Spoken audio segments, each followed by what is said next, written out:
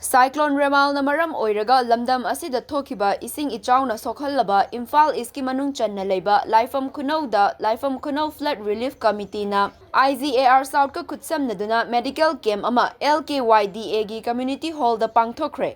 Hairiba free medical camp asida mafam asomgi echaona khudong chadaba maiyoknahalaba miyam singgi tonganba anaba sing yengki. Medical camp asigi matangda Laipham Khunou Flood Relief Committee gi member NG na haikibada numit karani gi mamangda ising echaona maram oiraga ka hena ising thumjinkiba mafam kaya gi imung kaya safagadaba mafam singda thaidoknaki.